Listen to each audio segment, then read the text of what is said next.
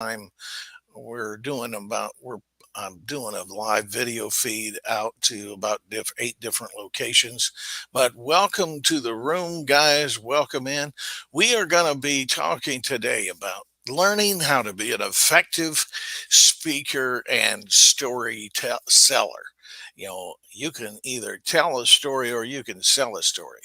Um, and it's just sometimes happens to be in the delivery of things. How do you deliver what you're talking about? So I'm going to just situate my screen so I can see what's happening here.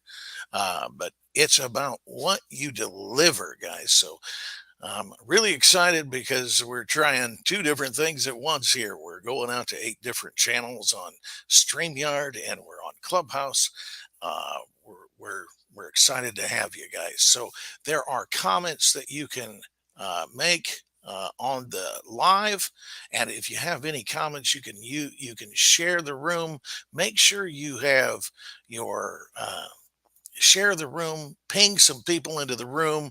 Let's get the conversation started. It's effective speaking and story selling. A lot of times we're sold on the wrong story ourselves. A lot of times I hear people talking about where they've been and the past and what they've been through. And yes, that's our testimony, but it doesn't have to be our story. It doesn't have to be. I'm not taking anyone anywhere by telling them where I've been all the time. That's why I love Les Brown. Les Brown can be. He doesn't always have to sell you on the fact that he's a motivational speaker. He just comes up and motivates. Hey, Robert, good morning.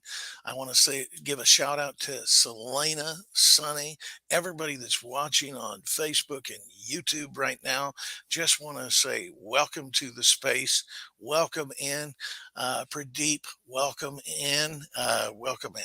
So, with that being said, how to become an effective speaker is sometimes about the delivery. Your delivery, making it fun. Have a goal to reach down into the reservoir of people's souls. I love how Zig Ziglar used to do it. He used to raise his voice and then lower it down.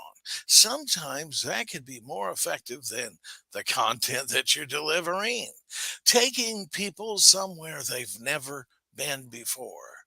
A lot of people on Clubhouse come up here and they want to share stories and they want to tell you, they want to sell you on their products, processes, services, plans, offers. And you know what? Clubhouse is just that. It's a club. You're not coming to a party to sell me your products or plans or services or anything like that. You're coming to a party to say, "Hey, Robert, how you been? How's the weather doing?" It's social. It's conversational. It isn't just about selling your stuff.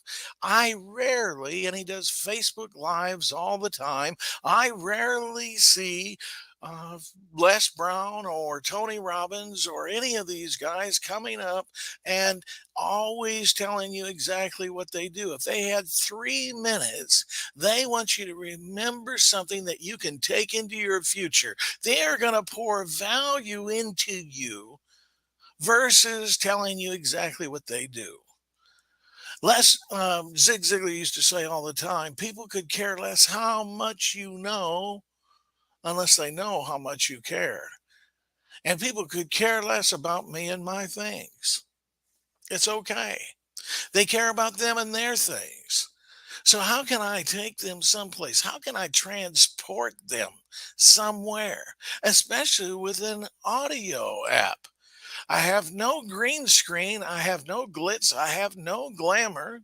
Sorry for you on Facebook and TikTok and those places that I'm streaming out to, but I don't have all that stuff. I want to get beyond all that and get down into the reservoir of your soul. I want to peel back the layers. I don't have much time with you. So sometimes I'll tell stories that you can relate to. I could tell you about my past and my history and all of that, but I like to tell stories that everybody can relate to. For instance, and never tell a story without a point, and never share a point without a story, i.e., Les Brown. With that being said, let me tell you a story. Let me sell you the story. Let me say that. I 30 years ago, a lot of people say, "Why do you always encourage people?" I always encourage people. Am I always encouraged? No. Have people tried to discourage me? Absolutely. Have people said things bad about me? Absolutely. But this is why I'm always an encourager. 30 years ago, if you travel back with me, I had an opportunity to spend an hour and a half with a young man. Scott had a marvelous impact on my life. Scott was only 19.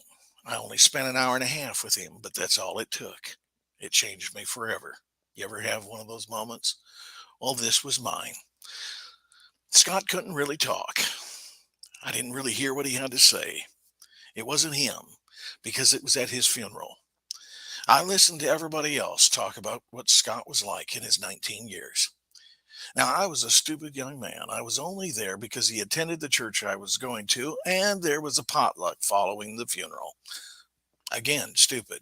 I went up to the coffin to give my last respects, and I'm staring into this open casket, and I'm looking down at a 19-year-old young man. And as I went to leave, I could hear the voice behind me saying, you could spend an hour and a half with this young man when he's dead, but you couldn't spend 5 minutes with him when he was alive. Now, I'll tell you, Robert, I don't know. And Ginger, I don't know. And Selena and Sonny and Countess, I do not know. I do not know if I would have spent more time with Scott, if I would have shared something into his life, if I would have spoke something, if I would have encouraged him, if I would have spent longer than 5 minutes with the young man, I don't know if he wouldn't have hung himself in his basement, but I can be damn sure I didn't shorten the rope by not doing it.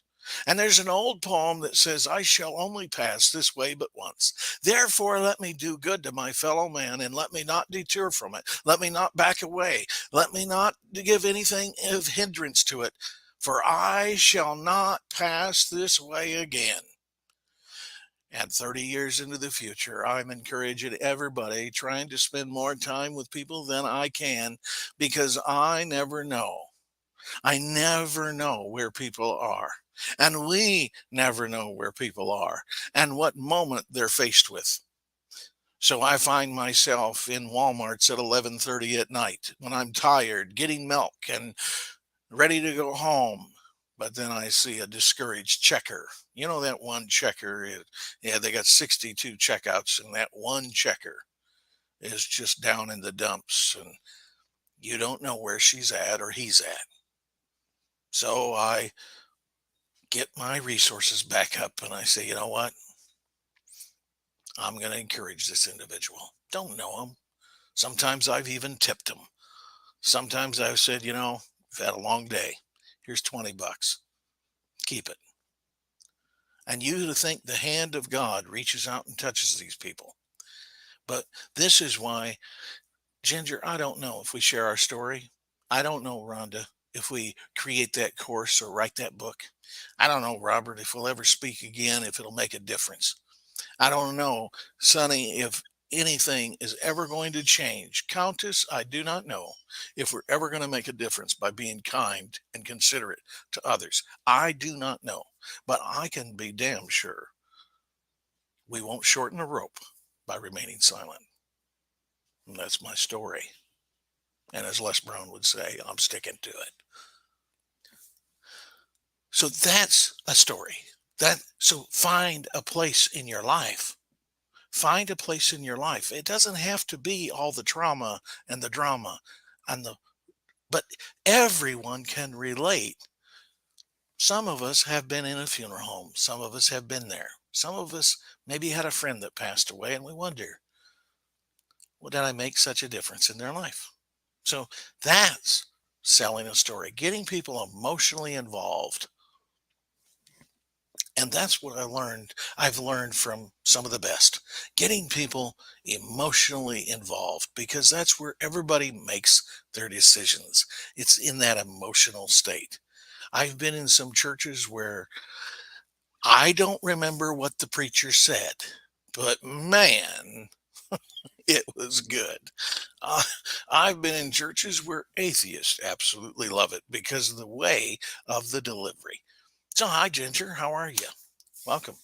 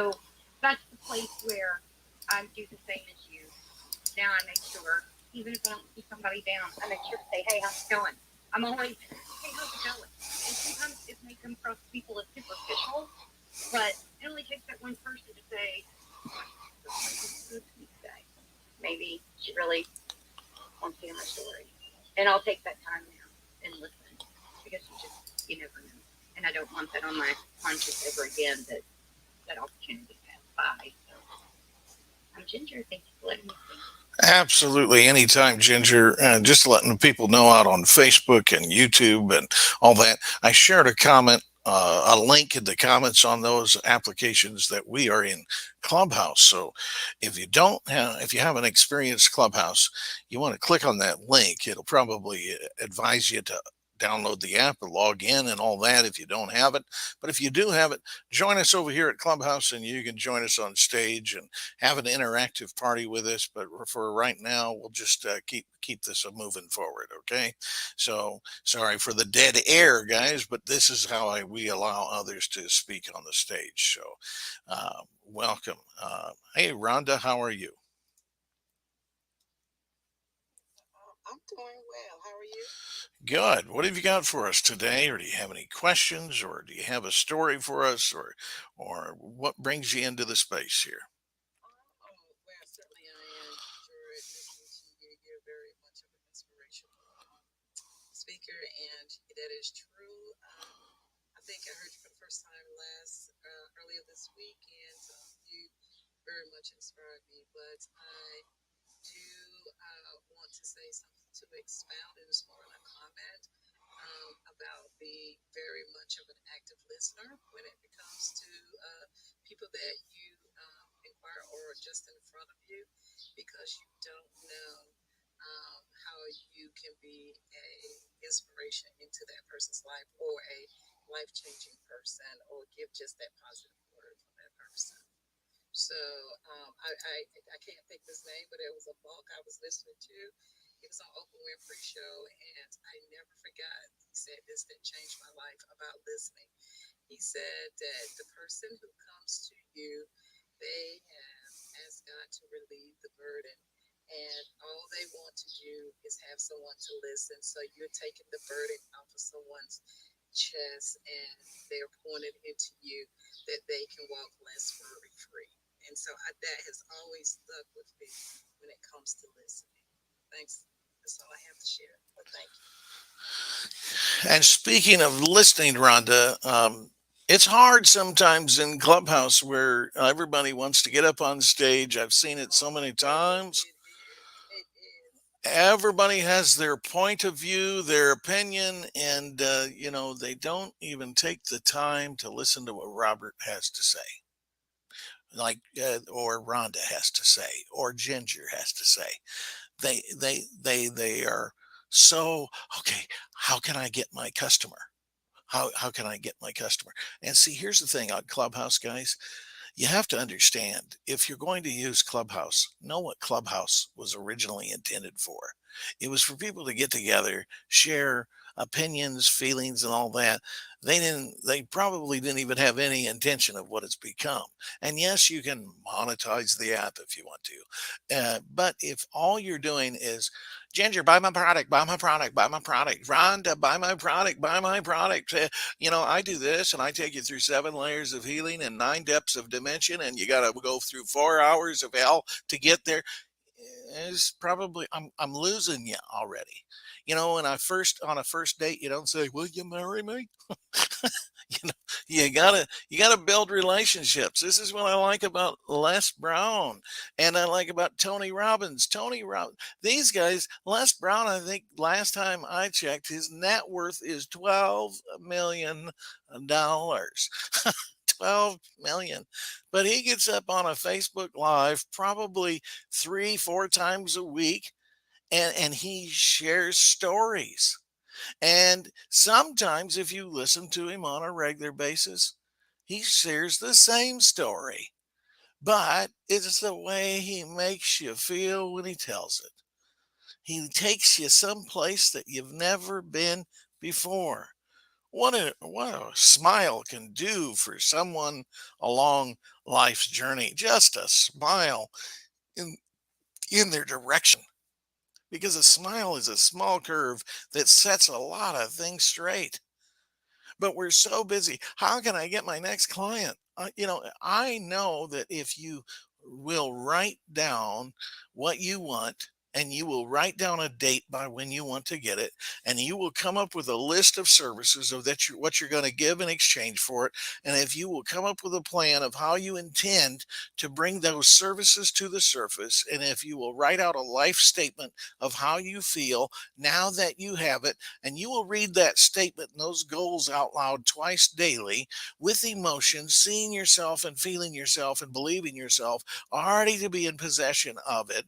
And you just work as if it's already happening. And you just pour on value in these rooms and make people feel better about themselves. There's an old passage in the Bible. It says, in the last days, people will pay big money to people to tell them what they really want to hear. Now, people have taken that some 2 ways. They're just, they're not preaching the truth. People just want what they want to hear. A lot of people pick on Joel Osteen. but he's got a 20,000 member church and people keep coming, and he keeps talking about Jesus and God and sharing verses out of the Bible and bringing people into a closer relationship. And if you've never been into their worship service from a Christian perspective, oh my gosh, it's amazing. So, with that being said, he's got to be doing something right. Is he going to please everybody? No. But he does it consistently and he stayed the course. And just be consistent in the things that you do and keep giving value. Les Brown has shared with me numerous times that he didn't get a fee when he first started. He didn't even get a fee. He just went out and spoke. He went out and poured value, pour value into people's lives. You know, we only live once. If all I am consumed with how much money am I going to make from this, then I won't do a great job. I'll have that stress. But if I just show up and I say, you know what, this could be my last opportunity. Another story I'll share with you. I love the movie Walk the Line. It's about Johnny Cash. Have you ever seen it, Ginger or Rhonda? Have you guys ever seen this movie? Anybody by a flash of the mics or raise of the hands? Have you ever seen Walk the Line, that movie with Joaquin Phoenix? Well, Joaquin Phoenix is playing Johnny Cash. And there's a scene in the movie where he goes in and he wants to audition for Mr. Phillips, the guy who made Elvis what he is, and a record label company that recorded Elvis and Waylon Jennings and several others. And so he walks in and he wants to audition. And so he gets his buddies together and they got like a three-string band and they're just playing an old gospel song. And the guy's sitting there looking at him and he says, "Really? Really? You came to give me that? I don't believe you. I don't believe you." And he said, "What? You question my relationship with God? No, I'm questioning your belief. I don't necessarily don't think you don't believe in God, but I don't believe that you believe in God. I don't believe it with that song. Don't you have something?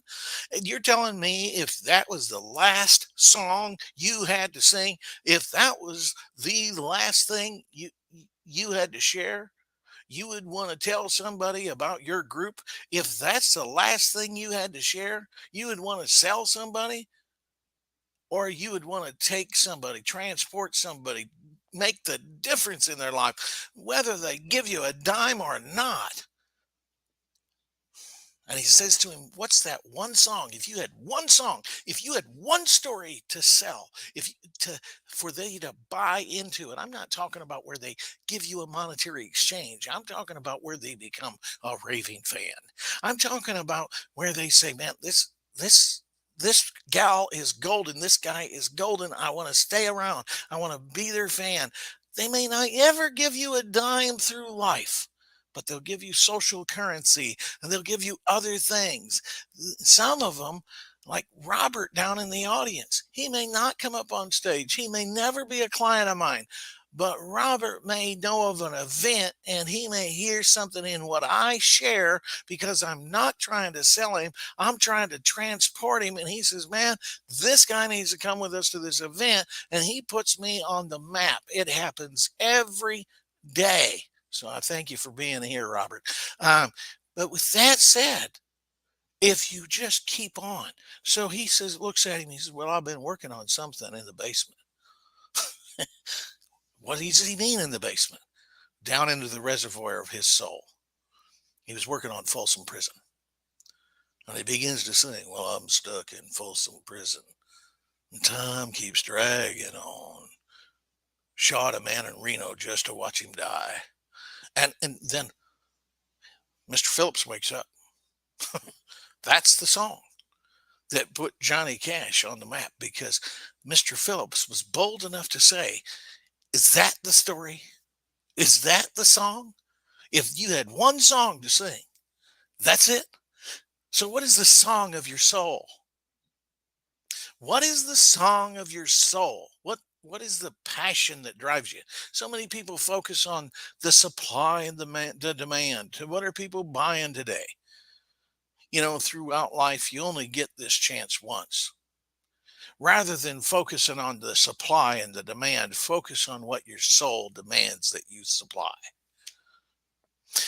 Rather than focus on the supply and the demand, focus on what your soul demands that you supply, because you only will pass this way but once. And I can guarantee you, everyone I've seen pass away, my mother, my father-in-law, my sister, my brother, my mother, my mom, my Aunt Mary, my younger brother, everyone I've seen pass away.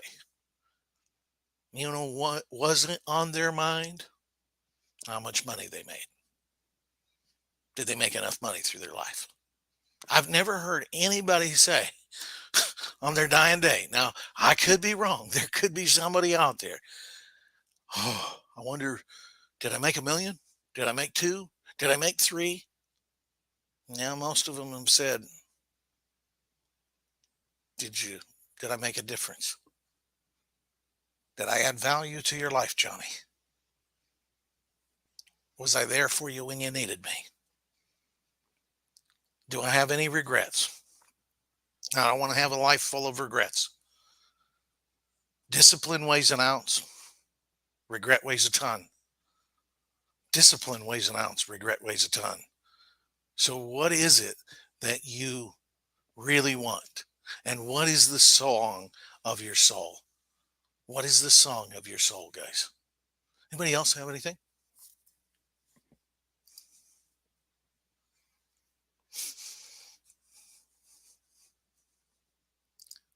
Am I alone in here? Ginger, are you there?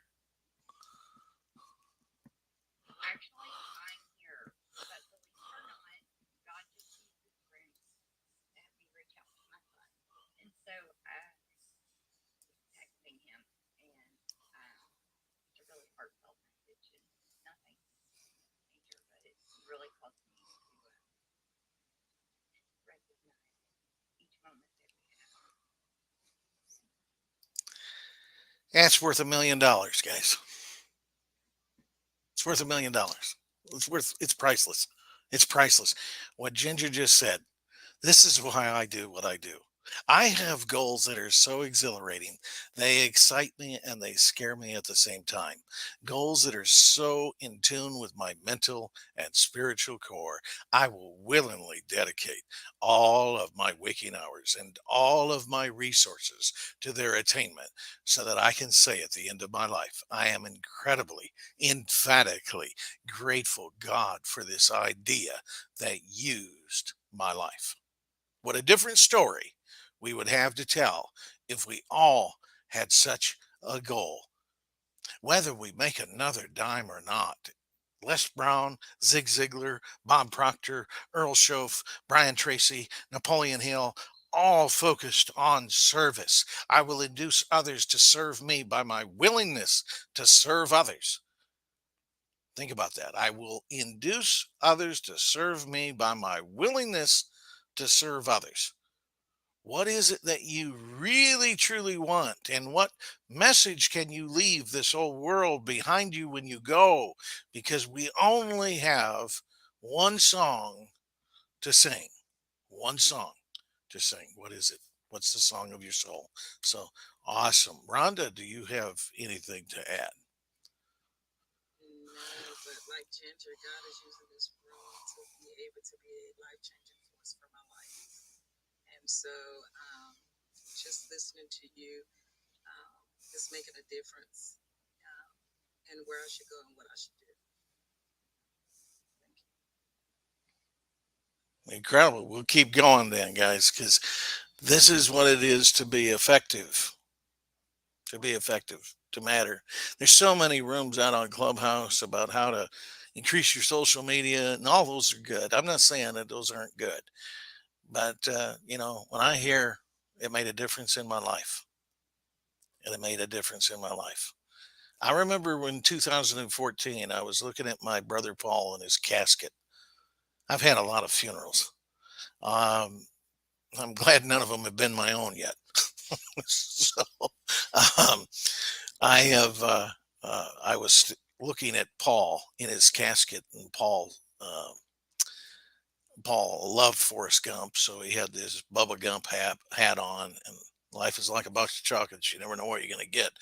And Paul was 46, and Paul was sick before he passed away, and so we kind of knew, but still, 46.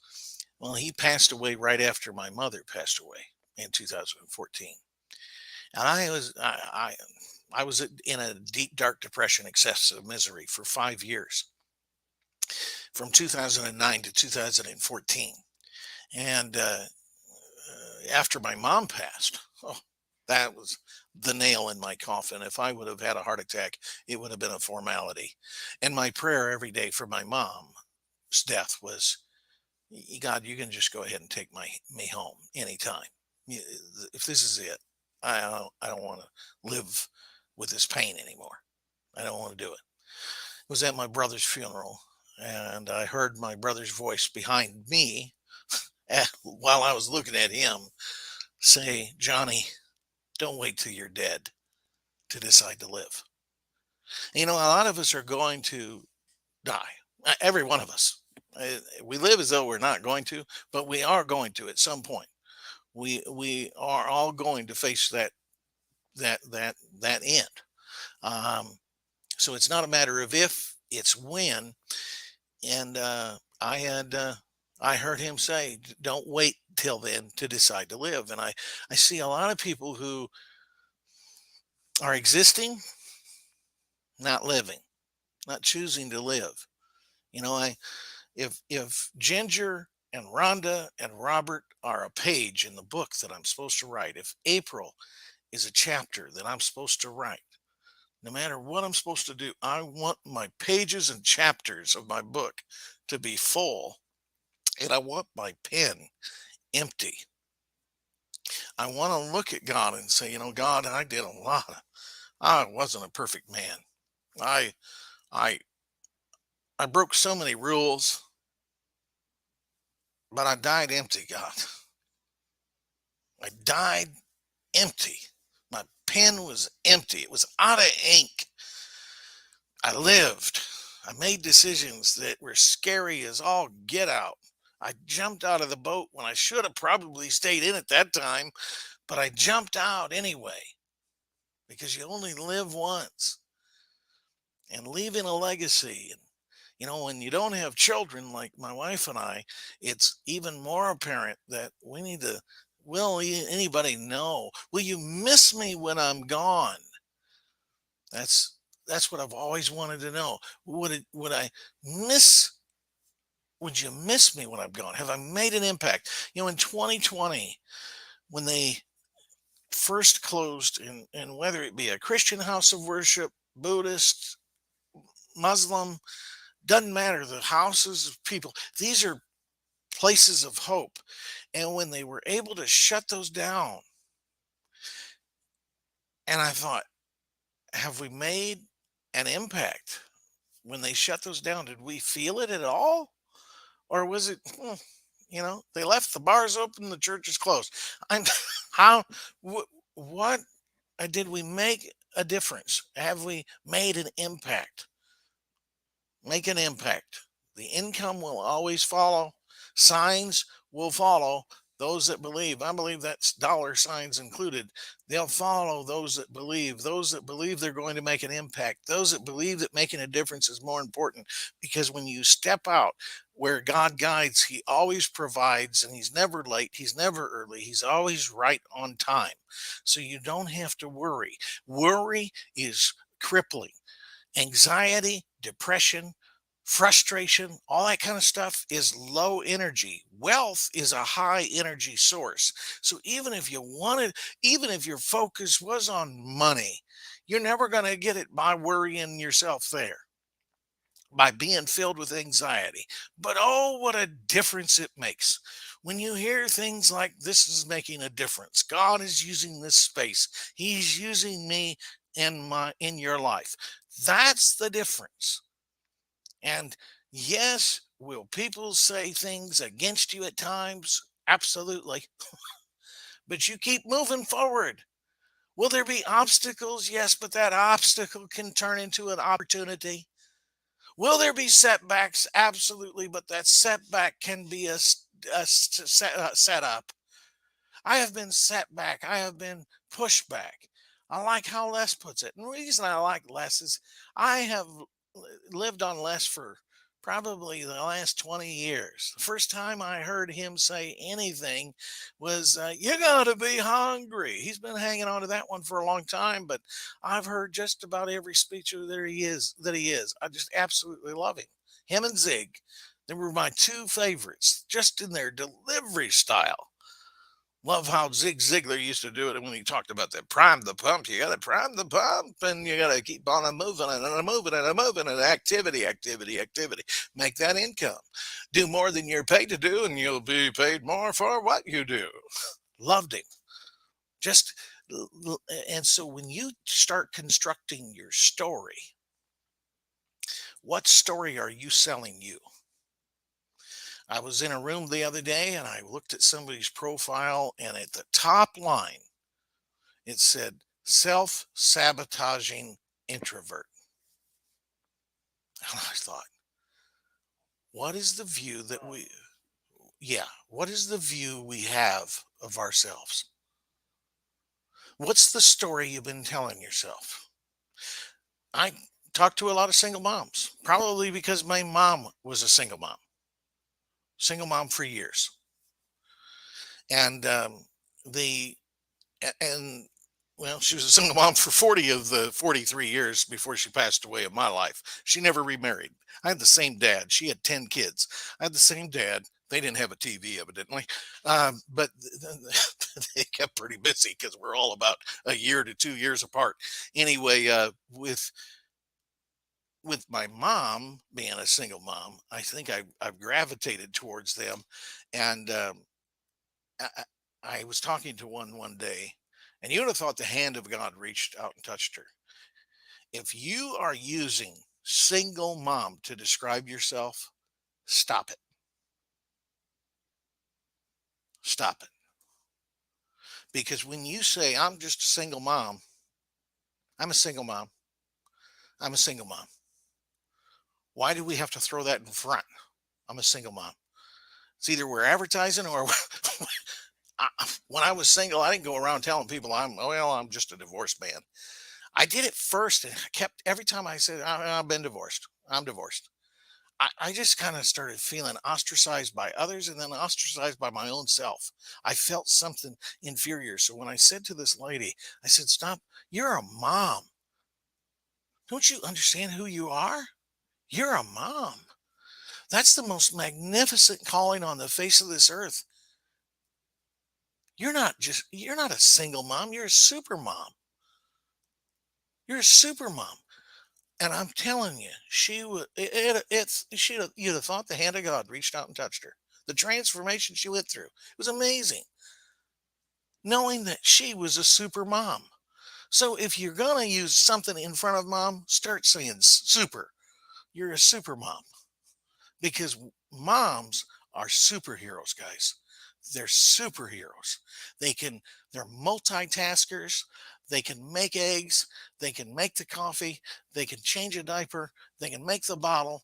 They can beat the other kid all at the same time. I know because my mom used to do it all the time. She was a multitasker. She had to be with 10 of us. But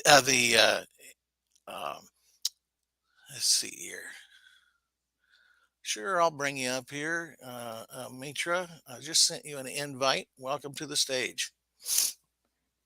While you're doing that, Jonathan, I'd like to speak to that because you're just really inspiring me today. Speaking to my soul, I chuckle because I used to always say my mom was a single mom, and you know, a mom is a mom. And while we're talking, I'm fixing my drink. I almost wish we had video on here because I've got this huge Yeti tumbler that I just filled up, and it says, "I'm a mom.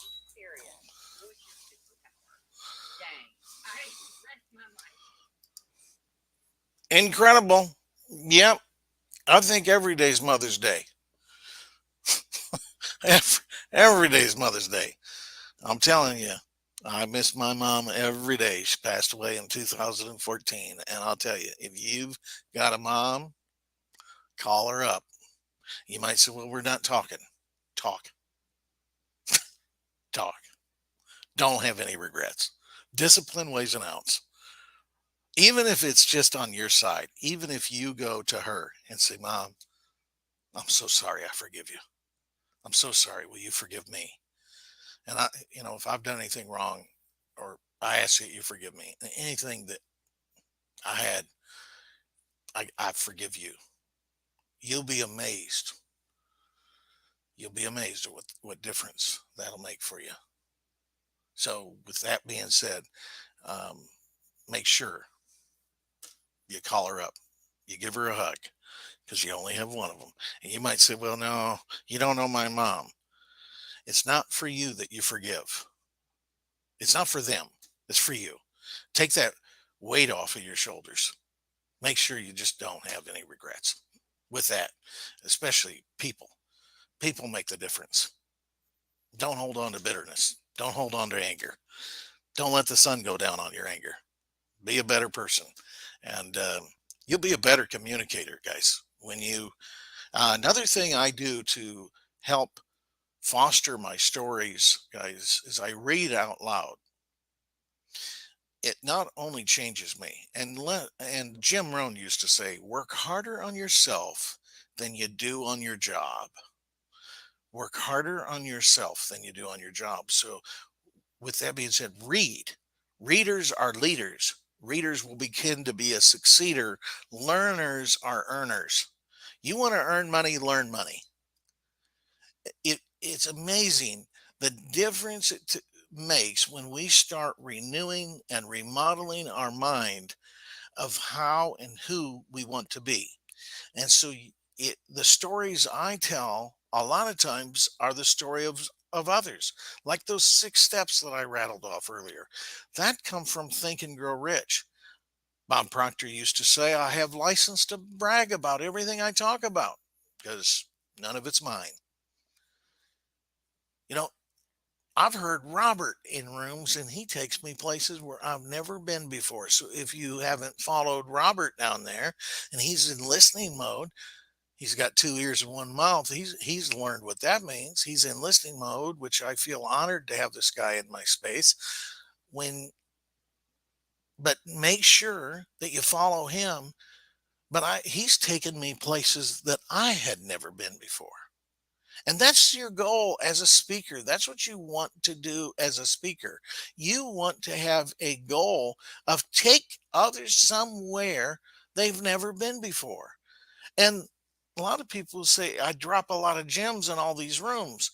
I only drop what I pick up. And I want it to be overflowing. So you want to keep learning, keep growing. And I'm telling you, your income will grow to the degree that your mind does. In fact, uh, and if you haven't read this book, I encourage you to read it. It's called the Bible.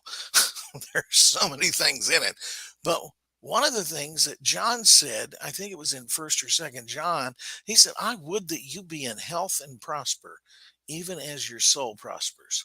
It's a direct correlation. When you keep renewing your mind to positive things, Norman Vincent Peale said, if I think in positive terms, I'm going to achieve positive results. If I think in negative terms, I'm going to get negative results. It's in direct correlation to what you think about. Earl Nightingale wrote a wonderful little book called The Strangest Secret in the World. And he said, we become what we think about. Scientists, religions, leaders, politicians of all different walks of life have disagreed on numerous points, but it's on that one thing they are in complete and unanimous agreement on, is that we become what we think about. And it's couldn't be clearer. So what do you think about all day long? What do you think about all day long? So make sure you are controlling your thinking. Other places say we can be transformed, transported by the renewing, remodeling, converting, shifting, changing of our mind. Not just changing what we think about today, but making a decision to where those negative thoughts, the person I used to be is no longer there. I'm remodeling that place. That house is no longer the same. Change your mindset. Learning how to be an effective speaker will be a lot easier if you have something to say.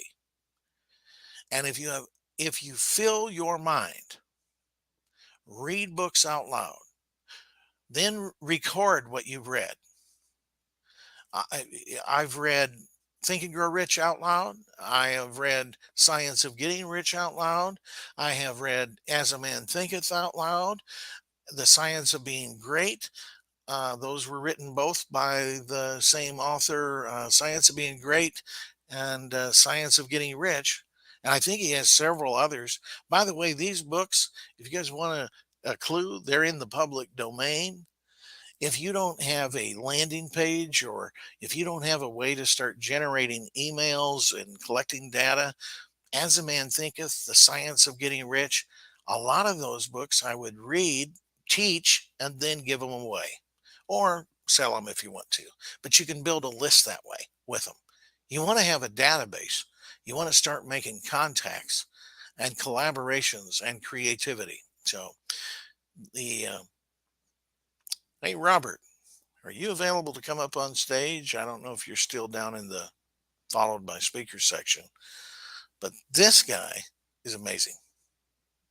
This guy's amazing. I don't know if he's available or not, but we've got a couple chats here. Um, the Sunny put two hearts in there, so we're here. We go. Come on up, Robert.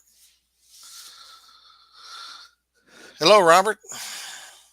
Hey, Jonathan, how are you? I'm doing great. How are you? I'm doing great. Great room, and just sitting back, listening and learning. Always such great value. I really appreciate it. Yeah. Yeah. Don't let this guy fool you. He's an effective speaker and he's an effective story seller. So, do you have any tips for us, Robert? You know, if I had to give you a tip, it would be that public speaking, um, leadership, team building, sales, it all just comes down to one thing. Those are just labels.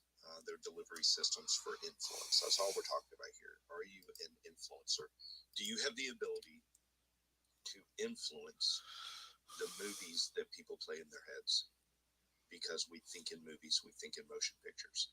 And everything is created from thought. Anything that ever was, anything that is now, and anything that will ever be tomorrow is created from thought. And you are the writer, the director, and the star of the movies that you play in your head. And these movies that we play in our heads are thoughts. That is what determines our emotions, our emotional state. And you're either in a state of psychological comfort or you're in a state of psychological discomfort. You're either in a state of certainty or you're in a state of uncertainty. A positive state or a negative state. You're happy or you're sad. But these are all directly related to the movies that you play in your head. And it will even determine your physiology, your heart rate, your breathing rate, what you do with your body. And your emotional state, that determines the actions that we take or we don't take, and that will always be your results.